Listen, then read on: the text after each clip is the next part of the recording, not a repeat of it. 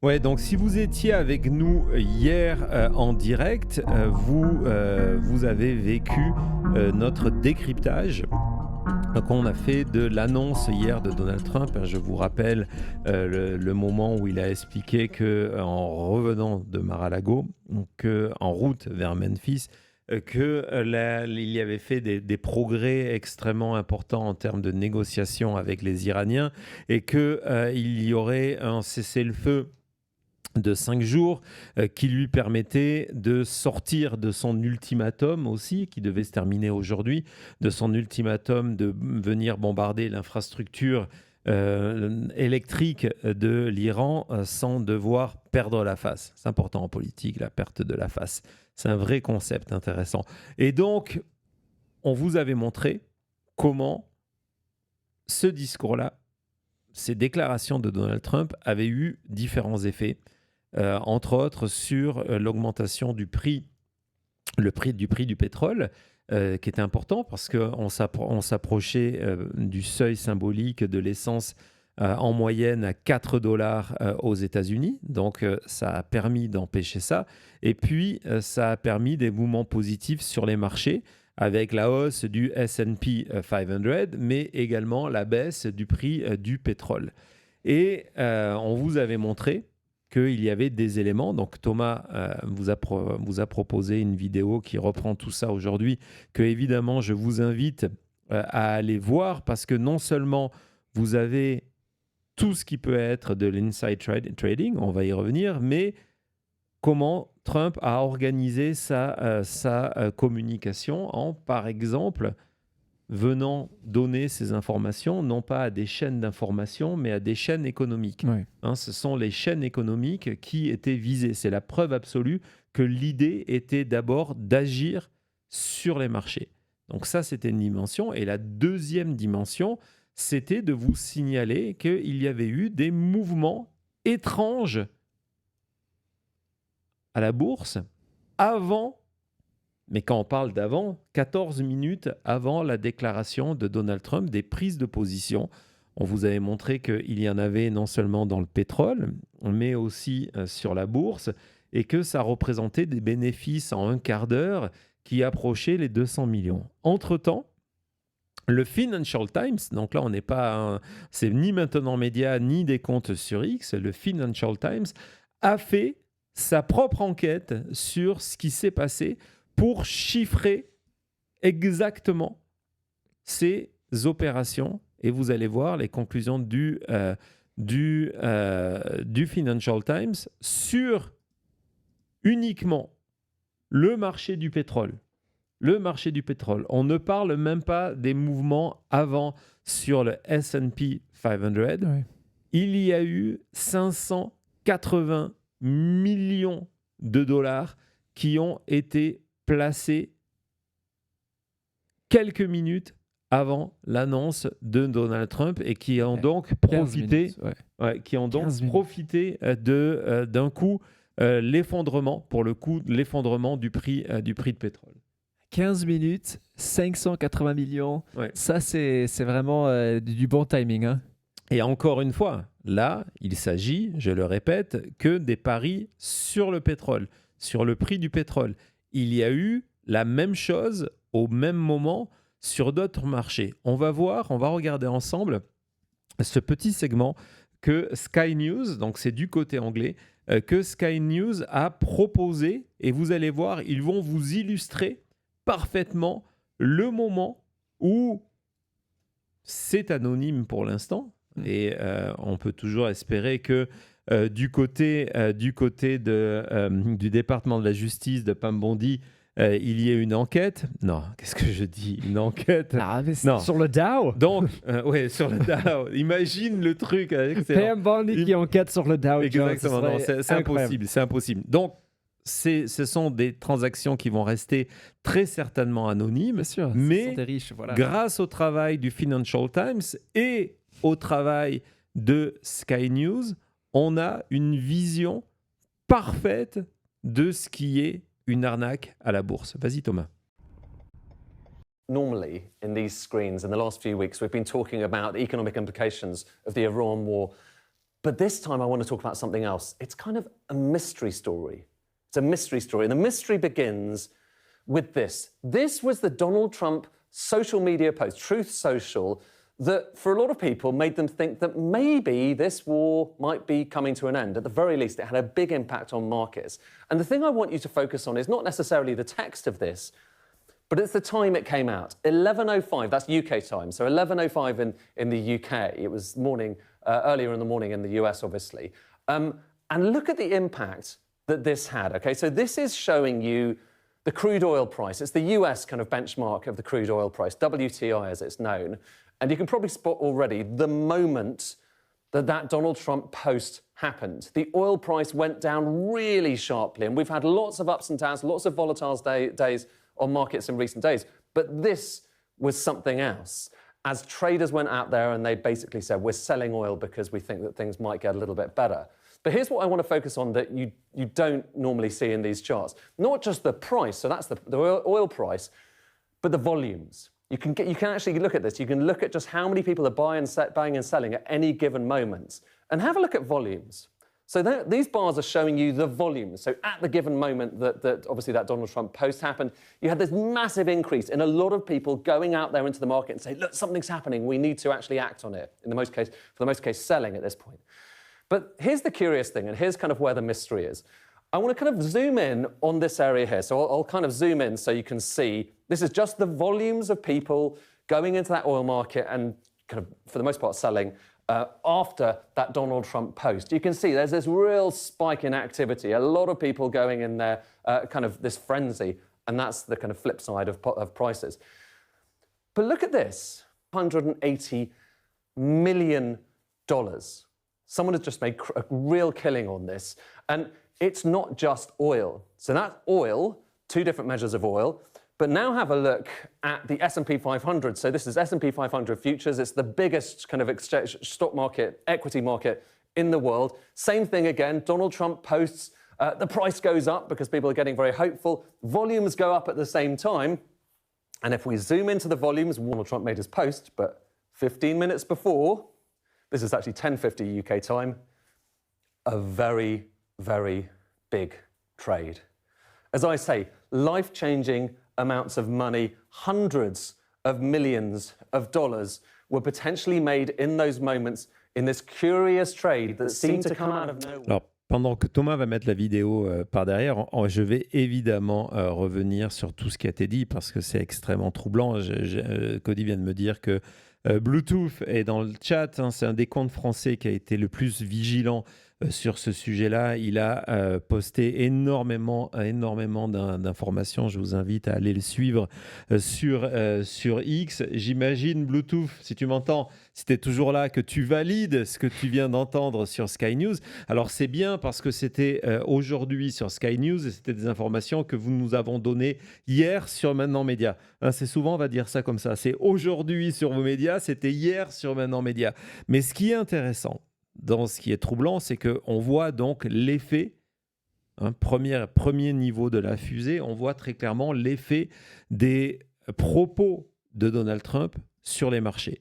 Soit le prix du pétrole s'effondre, et c'est une bonne nouvelle, c'est parce qu'on a le sentiment que Donald Trump annonce au mieux la fin de la guerre, mais voire au minimum, en tout cas, le début de négociation, donc une première sortie possible de ce tunnel-là.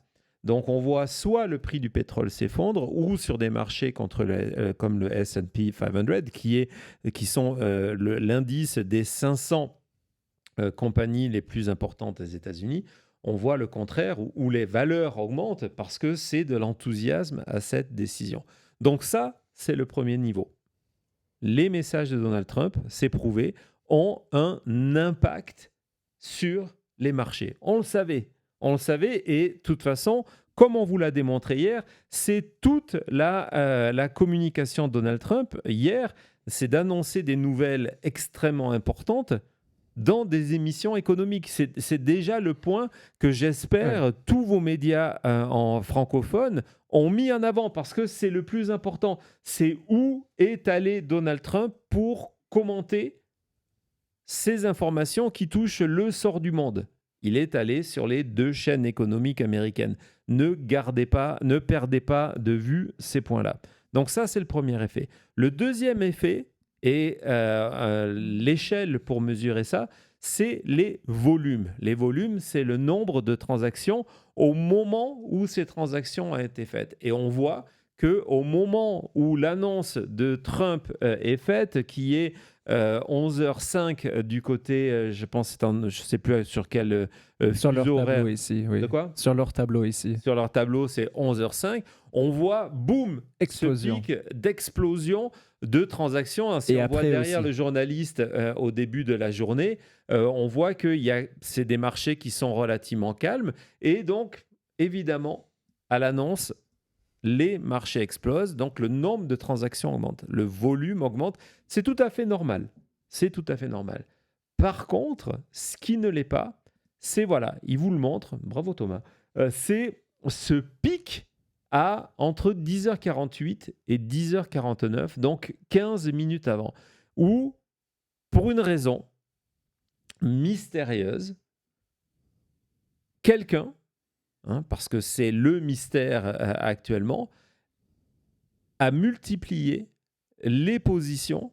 On a vu que sur le marché du pétrole, c'était 580 millions de dollars qui ont anticipé 15 minutes avant ce qui allait se passer. Et on voit que si on compare encore une fois avec le reste de la journée, que c'est un pic de volume qui n'a aucun rapport avec le reste. On ne peut pas dire que toute la journée, ça a été comme ça. Non, vous avez une journée relativement calme. Et d'un coup, vous avez une montée des volumes qui est 4-5 fois plus importante que le plus haut du reste de la journée. Là, ça devient vraiment troublant, comme vient de vous l'écrire Bluetooth. Mais où ça devient encore plus troublant, et là on arrive dans le niveau de coordination qui est extrêmement suspect, c'est que ce même mouvement a lieu au même moment sur tous les marchés. C'est-à-dire sur les 2 marchés pour le prix du pétrole, y compris sur le prix du pétrole européen, mais aussi, 3e marché, sur le S&P 500. Oui, vous avez bien compris. Ouais. À la même minute, il y a un acheteur ou des acheteurs, 15 minutes avant que Donald Trump donne ce genre d'informations, qui a anticipé, on va le dire comme ça, sur l'information qui devait arriver, donc le message écrit par Donald Trump sur Truth Social, et qui s'est positionné pour gagner en 14 minutes plusieurs centaines de millions de dollars. Il n'y a aucun doute là-dessus. Le fait que tout ça soit au même moment, dans des mêmes volumes, vous démontre que c'est une action coordonnée pour s'enrichir sur Donald Trump. Et ce n'est pas que moi qui le dis, ce n'est pas que le Financial Times. Je vais vous montrer ce message d'un des plus grands spécialistes américains. Il s'appelle Peter Brandt, spécialiste américain des marchés. C'est quelqu'un qui a écrit des dizaines de livres sur le sujet. C'est quelqu'un qui est républicain au départ, d'accord ? Et je pense, je ne suis pas allé vérifier, mais je sais qu'en 2020, il avait voté pour Donald Trump. Je pense qu'il a encore voté en 2024 pour Donald Trump. Et regardez son analyse. Ce n'est pas quelqu'un qui parle de politique d'habitude. Ce n'est pas quelqu'un qui parle de politique. Et donc, il explique que cela fait 50 ans. C'est vraiment un vétéran du trade aux États-Unis, un vétéran des marchés. Cela fait 50 ans qu'il fait ce genre de transaction. Et qu'il y a c'est écrit en majuscule, 0 doute dans son esprit que c'est l'argent de Trump qui est derrière cet achat-là. Qu'il n'y a aucune loi dans la réalité qui interdit à la machine Trump, que ce soit lui-même, son entourage ou ses fils, de manipuler les marchés du futur et que dans les marchés, dans ces positions future, il précise que le inside trading, il est même légal. On a le droit de parier sur des informations que l'on a eues. Et donc, il conclut que aujourd'hui, la fortune de la famille Trump, et ce n'est pas un opposant à Trump encore une fois, c'est un spécialiste des marchés qui depuis 50 ans vend aux Américains les vertus du capitalisme. Et pourquoi il parle?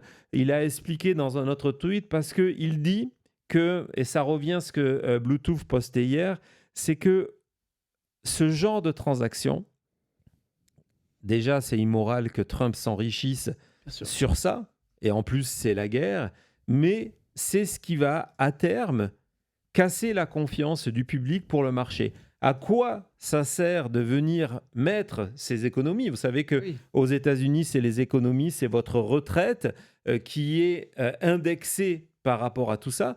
À quoi ça sert de le faire alors que vous êtes sensible sous le coup d'une possible manipulation?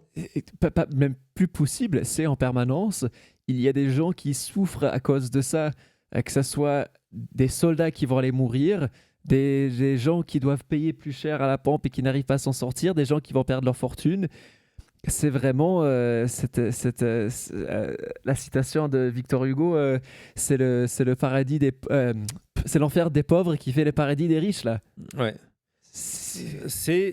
Donc c'est un véritable problème. Et on a une breaking news à l'instant qui va vous intéresser parce que tout à l'heure, je vous ai posé une question dans le chat.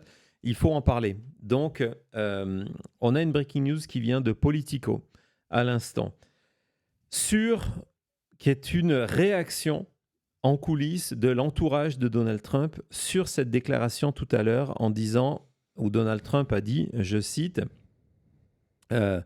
nous avons gagné la guerre, cette guerre a été gagnée, et là, il rajoute qu'il a reçu ce cadeau. Oui. Ce cadeau de la part des Iraniens, cet énorme cadeau lié au pétrole qu'il a été envoyé hier et qu'il a reçu aujourd'hui. Et donc, du côté de Politico, qui est vraiment une source impeccable sur la politique intérieure américaine, ils sont allés demander, et je vous lis la réponse de Politico, je vais le lire d'abord en anglais. « Several people close to the White House said they were baffled by the president's remarks. » Okay. Donc, plusieurs personnes au sein de la Maison-Blanche ont déclaré à Politico qu'ils étaient complètement atterrés par les remarques de Donald Trump sur cette histoire de cadeau qui coûte extrêmement cher, qui aurait été reçu par Donald Trump. Donc maintenant, il va falloir sûrement trouver une exit ramp ou espérer que les journalistes se contentent de ça et oublient, passent à autre chose.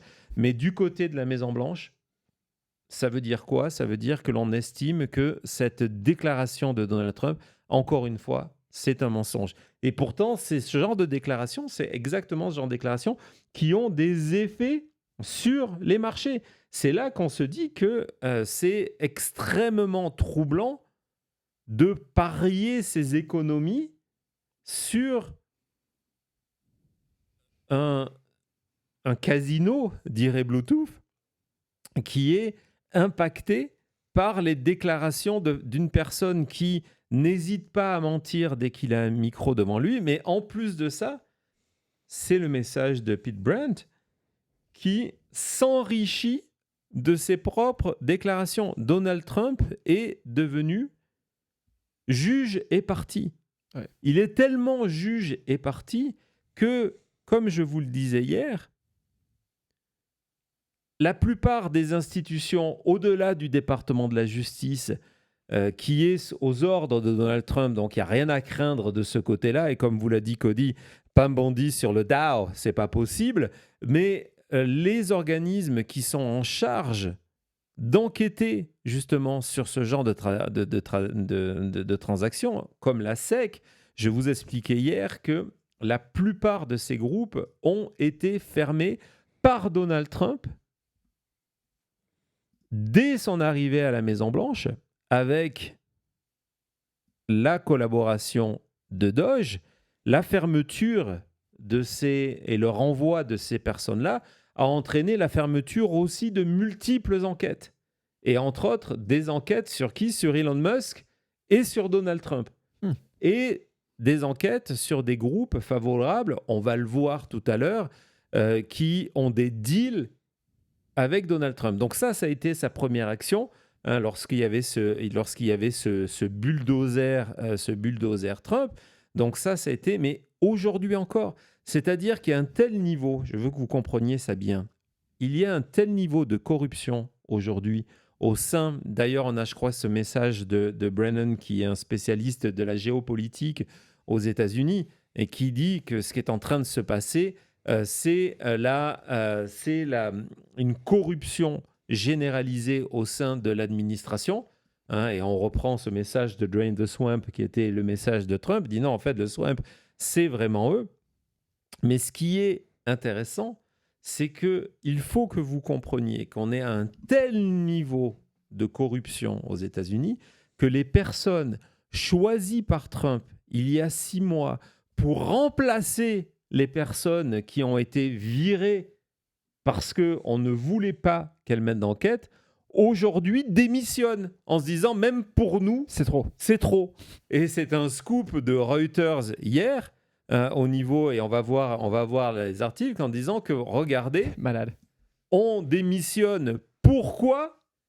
Parce que justement, on ne veut rien voir, on ne veut rien enquêter sur ce que touche Trump. L'article est extrêmement intéressant, je vous invite à le suivre, parce que non seulement on apprend que c'est des enquêtes directes sur Trump, des enquêtes directes sur des transactions des fils Trump, des enquêtes directes sur Elon Musk et sur d'autres personnalités républicaines. Et donc, aujourd'hui, les personnes qui ont été nommées préfèrent dire non, mais même nous, on n'en peut plus, on arrête. Regardez cet article de Reuters qui nous explique donc Ryan, donc, qui est je pense que c'était cette personne qui était en charge de ce secteur-là, a démissionné parce que toutes ces enquêtes et les gens qui travaillaient sous elle, à chaque fois, l'autorité qui est menée par Paul Atkins, qui est un ancien sénateur républicain, et les appointees, donc ce sont des gens qui ont été nommés par Donald Trump, cette espèce pour former cette espèce de comité en charge de superviser le travail, ce sont des républicains, et donc ils interdisent systématiquement les enquêtes qui sont menées contre Donald Trump.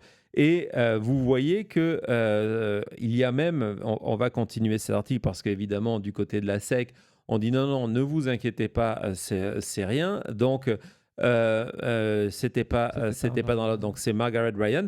Regardez, lundi, alors évidemment, c'est passé complètement inaperçu parce qu'on était en train de piller la banque, mais lundi, pendant le pillage de la banque,